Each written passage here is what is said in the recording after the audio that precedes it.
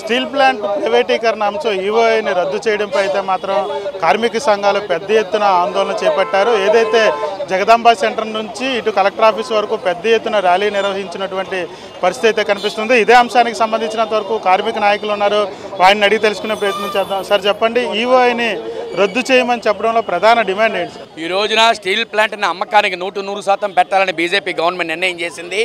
ఆ రోజు నుంచి 1650 రోజులుగా విశాఖపట్నంతో పాటు రాష్ట్ర వ్యాప్తంగా కార్మిక వర్గం, ప్రజలు, ప్రజా సంఘాలు పెద్ద ఎత్తున పోట్లాడుతున్నారు. కానీ తెలుగుదేశం కూటమి ప్రభుత్వం అధికారంలోకి వచ్చిన తర్వాత మసబూస్ మారేడుకాయ చేసినట్టు ప్రజలకి చెప్పింది ఒకటి, చేసేది ఒకటి చేస్తున్నారు. మొన్ననే పవన్ కళ్యాణ్ గారు, చంద్రబాబు నాయుడు గారు ఈ నెల 29న విశాఖపట్నంలో పర్యటన చేశారు. ఆ పర్యటన సందర్భంగా స్టీల్ ప్లాంట్ కోసం మేము కాపాడుతామని చెప్తున్నారు తప్ప ఏదైతే 46 విభాగాలను ఈ రోజున ప్రైవేటు పరం చేయడానికి ఈవోఐ చేశారో దాని మీద మాట్లాడట్లేదు. 5000 మందిని కాంట్రాక్ట్ కార్మికులను తొలగించారు. మరో పక్కన నిర్వాసితులకు ఉపాధి కల్పించట్లేదు. మరో పక్కన వీఆర్ఎస్ పేరుతోటి ఉద్యోగస్తులను తొలగిస్తూ ఉన్నారు. ఇన్ని రకంగా చేసి సొంత గనులు విశాఖపట్నం స్టీల్ ప్లాంట్కి సొంత గనులు ఇవ్వకుండా ఆర్సీఎల్ఆర్ మెటల్కి సొంత గనులు ఇవ్వాలని మన ఎంపీలందరూ కూడా వెళ్ళి ప్రచారం చేస్తూ ఉన్నారు. ప్రధానమంత్రి దగ్గర మోకరిల్లుతూ ఉన్నారు. విశాఖపట్నం స్టీల్ ప్లాంట్ మీద లేని ప్రేమ నీకెందుకు ఆర్సీఎల్ఆర్ మెటల్ మీద ఉందని మేము అడుగుతూ ఉన్నాం. విశాఖపట్నంలో స్టీల్ ప్లాంట్లో ఈవోఐని రద్దు చేయాలి. రద్దు చేసే వరకు మా పోరాటం ఉధృతం చేస్తాం. తొలగించిన కాంట్రాక్ట్ కార్మికులందరినీ విధుల్లోకి తీసుకోవాలి. లేకపోతే ఈ నెల 11వ తారీఖు తర్వాత విశాఖ నగరంలో పెద్ద ఎత్తున స్టీల్ ప్లాంట్ రక్షణ కోసం బృహత్తరమైన పోరాటాలకి సిద్ధం చేస్తుంది కార్మిక వర్గాన్ని అని చెప్పి మేము తెలియజేస్తా ఉన్నాం. సార్, ప్రధానంగా స్టీల్ ప్లాంట్కి సంబంధించి చాలా ఏళ్ళ నుంచి పోరాటం జరుగుతూ ఉంది. ఈవోఐతో పాటుగా ప్రైవేట్ కాంట్రాక్ట్ కార్మికులను కూడా తీసేయడం పైన ఏ విధంగా చూడవచ్చు అంటారు?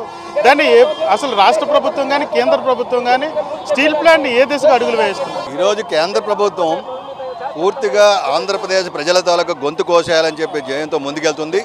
తెలుగువారంటే చిన్న చూపు. ఆ భాగంలోనే 2021లో పోరాడి సాధించుకున్నటువంటి ఈ యొక్క విశాఖపట్నం స్టీల్ ప్లాంట్ ప్రైవేటీకరణ చేస్తామని చెప్పి నిర్ణయం తీసుకున్నారు. వారు 5,000 కోట్ల రూపాయలు పెట్టుబడి పెడితే మేము 50,000 కోట్ల రూపాయలు గవర్నమెంట్ చెల్లించాం. ఈ మధ్యకాలంలో ప్యాకేజ్ ఇచ్చారు. ఆ ప్యాకేజ్ 11,000 కోట్ల పైగా ప్యాకేజ్ కూడా అభినందనీయమే. కానీ ప్యాకేజ్ ఇచ్చి ఉన్నటువంటి ఒక కార్మిక వర్గాన్ని వీఆర్ఎస్ పేరుతో వేలాది మందిని బయటకు పంపించే కార్యక్రమాలు చేస్తున్నారు. కాంట్రాక్ట్ కార్మికులు 25,000 మంది తొలగించారు. ఇప్పుడు ఒక్కొక్క డిపార్ట్మెంట్లో ఉన్నటువంటి మెకానికల్, ఎలక్ట్రికల్, ఆపరేషను, పెర్మనెంట్ కార్మికులు చేయాల్సిన పనులు కూడా ఫ్యాక్టరీస్ యాక్ట్ నిబంధనలకు వ్యతిరేకంగా ఈరోజు ప్రభుత్వం మొత్తం అన్ని కూడా కుట్ర చేసి ప్రైవేటీకరణ చేయాలని సంకల్పన ముందుకెళ్తున్నారు. ఇది ఒక్కసారిగా హోల్సేల్గా ప్రైవేటీకరణ చేసే కంటే ఇలాగా పీస్ మీల్గా చేసి మొత్తం కార్మిక వర్గాన్ని బయట పెట్టించాలని, నిర్వాహకులకు ఉపాధి లేకుండా చేయాలని చెప్పి దృక్పథంతో కేంద్ర ప్రభుత్వం ముందుకెళ్తుంది. రాష్ట్ర ప్రభుత్వం కూడా వాళ్ళ భాగం కాబట్టి బీజేపీకి ఏమీ కూడా వాళ్ళు అనలేకపోతున్నారు.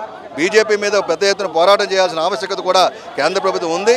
ఈరోజు రాష్ట్ర ప్రభుత్వం కానీ ఉన్న అన్ని పార్టీలు కానీ కార్మిక సంఘాలకు ప్రయత్నం చేయడంతోనే ఒక ప్యాకేజ్ వచ్చింది. కానీ ప్యాకేజ్ వచ్చిన తర్వాత ఉపయోగం ఏంటి? కార్మిక వర్గాన్ని సకాలం జీతాలు ఇవ్వడం లేదు. గతంలో సాధించుకున్నట్టు ప్రయోజనాలని కూడా గండి కొట్టారు. కాంట్రాక్ట్ కార్మికులు లోటు పడేశారు. 2019 రిక్రూట్మెంట్ లేదు. ఒక కార్మికుడు 3-4 చేయాల్సిన పని చేస్తున్న పని భారం పెరిగింది.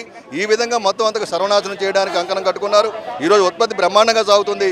మార్కెటింగ్ మీద దృష్టి పెట్టి దాన్ని ముందుకు తీసుకెళ్ళడానికి ప్రయత్నం చేయాలి తప్ప కార్మిక వర్గాన్ని లేదా కర్మాగారాన్ని భ్రష్టు పెట్టాలని చూస్తే మటు ఊరుకునేది లేదు. ఇది కేవలం విశాఖపట్నం కాకుండా రాష్ట్ర వ్యాప్తంగా, దేశవ్యాప్తంగా కూడా ఆందోళన చేయడానికి కార్మిక సంఘాలు వెనుకాడమని తెలియజేస్తారు. అంటే ఆందోళన అనేసరికి ఇప్పుడు ముందుగా ప్రజల్లో చైతన్యం కలిగిస్తాం. అవసరాన్ని కూడా బస్సు యాత్రలు కానివ్వండి, బంధులు కానివ్వండి, లేదా స్టీల్ ప్లాంట్ను కూడా స్తంభించడమా, లేకపోతే రాష్ట్ర వ్యాప్తంగా బంధు కార్యక్రమాలు చేయడం, తద్వారా ప్రభుత్వం మీద అన్ని రకాల ఒత్తిడి తీసుకొచ్చి వారి నిర్ణయాన్ని వెనక్కి తీసుకునే వరకు పెద్ద ఎత్తున ఆ కార్యక్రమాన్ని రూపిస్తారు. ఏదైతే స్టీల్ ప్లాంట్ అంశంపై కేంద్ర రాష్ట్ర ప్రభుత్వాలు కూడా ప్రైవేటీకరణ దిశగానే అడుగులు వేస్తున్నాయంటూ కూడా కార్మిక సంఘాలు పెద్ద ఎత్తున మండిపడుతున్నటువంటి పరిస్థితి కనిపిస్తూ ఉంది. మరొక వైపు ఏదైతే స్టీల్ ప్లాంట్కి సంబంధించినంత వరకు ప్రైవేటీకరణ అంశంపై కేంద్ర ప్రభుత్వం కానీ రాష్ట్ర ప్రభుత్వం కానీ ప్రైవేటీకరణ అంశం పైన తమతో కలిసి రాకపోయినా, ప్రైవేటీకరణ ఆగకపోయినా ఈ ఉద్యమాన్ని మరింత ఉధృతం చేస్తామంటూ కూడా కార్మిక వర్గాలు చెప్తున్నటువంటి పరిస్థితి అయితే కనిపిస్తూ ఉంది. కెమెరా పర్సన్ నారాయణతో భరత్, మెగా 9 టీవీ, విశాఖ నుంచి.